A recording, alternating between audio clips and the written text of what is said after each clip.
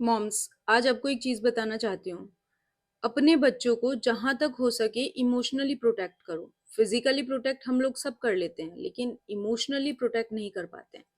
हमेशा एक चीज ध्यान रखो, अपने बच्चों को कहीं भी कभी भी रिश्तेदारों के यहाँ पे मत छोड़ो।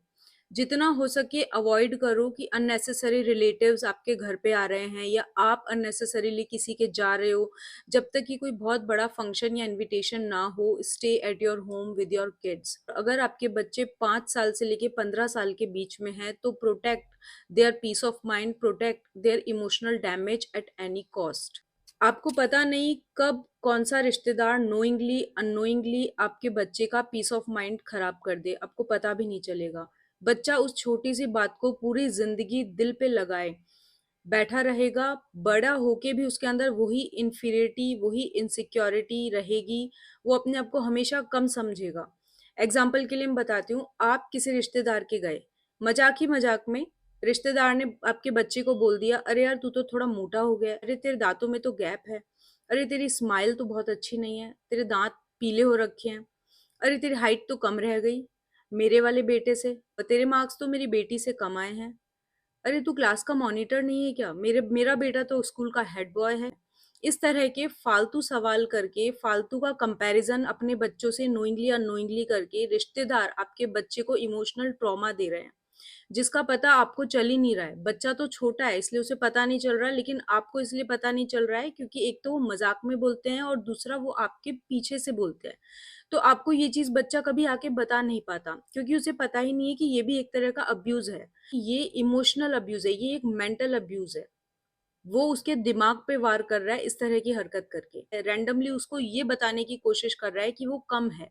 अरे तुम्हारी तो हाइट ही नहीं बढ़ी, लटका करो। उसको लगता है कि ये लोग उनके अच्छे के लिए ही बोल रहे होंगे। पर ये ऐसा क्यों बोल रहे हैं, शायद उसी में ही कोई कमी है। वो जिंदगी भर अपने वजन को लेके इन्फियरिटी कॉम्प्लेक्स फील करता है, वो अपनी बॉडी को लेके इन्फियरिटी कॉम्प्लेक्स फील करता है, वो अपने कलर कॉम्प्लेक्शन को लेके इन्फियरिटी कॉम्प्लेक्स फील करता है। उसको इनसिक्योरिटी रहती है, उसको कॉन्फिडेंस नहीं आता है कि वो अपनी बात लोगों तक पहुंचा सके, क्योंकि वो जैसे ही अपनी बात रखना चाहता है, उसके मन में, उसके सबकॉन्शियस माइंड में पीछे से एक आवाज आती है कि नहीं, तू परफेक्ट नहीं है, देख तेरे लुक्स में कमी है, तेरी स्माइल अच्छी नहीं है, तेरी आंखों में डिफेक्ट है, तेरी हाइट सही नहीं है, तेरी पर्सनैलिटी सही नहीं है, तेरी इंग्लिश सही नहीं है, तेरे मार्क्स कम आए हैं, तू क्लास का head boy, monitor, head girl नहीं है। इस तरह के ना सबकॉन्शियस माइंड से आवाजें आती है जो उसे उसके मन का काम करने या उसका ओपिनियन लोगों के आगे रखने या अपने आप को स्टेज पे प्रेजेंट करने से रोकती है।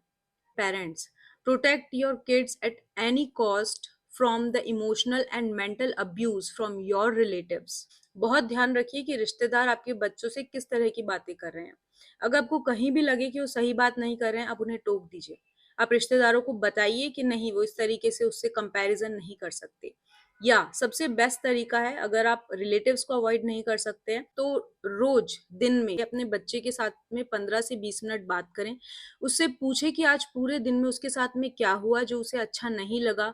क्या किसी ने उसे कुछ ऐसा कहा जो उसके दिमाग में अभी तक चल रहा हो या जो उसको लग रहा हो कि थोड़ा अजीब है। वो आपको बताएगा सारी चीजें। हो सकता है बातों ही बातों में वो बात भी बता दे जो आप एक्चुअली सुनना चाह रहे हो। ऐसे में आप क्या करिए, आप बच्चे को समझाइए कि देख बेटा, जब आदमी बड़ा होता है तो after the age of 25 till 45 या 50 वो एक मिड एज क्राइसिस से गुजरता है। तो ऐसे में आप क्या करो, बच्चे को कहो कि जो भी उससे रिश्तेदार ने उससे जो भी बात कही उसे वो भूल जाए। वो ऐसा नहीं है, वो बिल्कुल परफेक्ट है, उसकी हाइट परफेक्ट है, वो अच्छा दिखता है चाहे उसका कॉम्प्लेक्शन कुछ भी हो। उसे बताओ कि उसकी स्माइल बहुत यूनिक है। सबकी स्माइल अगर एक जैसी होगी तो सब लोग एक जैसे दिखेंगे। उसकी आईज यूनिक है। उसे बताओ कि मार्क्स मैटर नहीं करते। आप चाहे वो क्लास में फेल हो जाए या पास हो या टॉप करे, आप उसे उतना ही प्यार करोगे। आपका और उसका रिश्ता इक्वल रहेगा। अब उसे बताओ कि उसका टैलेंट पढ़ाई से अलग कहीं ज्यादा है। आप जिस चीज में वो बेहतर है उसकी तारीफ करो। आप जो वो चीज ज्यादा अच्छी करता है आप उसके आगे उसकी तारीफ करो। उसे बताओ कि वो बेस्ट है। डजेंट मैटर दुनिया, रिलेटिव्स या खुद आप भी कभी गुस्से में उसे क्या बोल जाते हो, उससे उसकी एग्जिस्टेंस या उसकी डिग्निटी जस्टिफाई नहीं होती। उसको वो सारे सेंटेंसेस बोलो जिससे कि उसकी सेल्फ रेस्पेक्ट बढ़े। लोगों में हम दुनिया का मुंह बंद नहीं कर सकते, लेकिन हम अपने बच्चे की प्रोग्रामिंग चेंज कर सकते हैं। लेकिन पहला ये स्टेप है कि अननेसेसरीली आप ही रिश्तेदारों के यहाँ पे जाना बंद कर दीजिए। उसे ये मत सिखाइए कि हर बड़ा सही होता है, हर बड़ा आदर के लायक होता है, नहीं।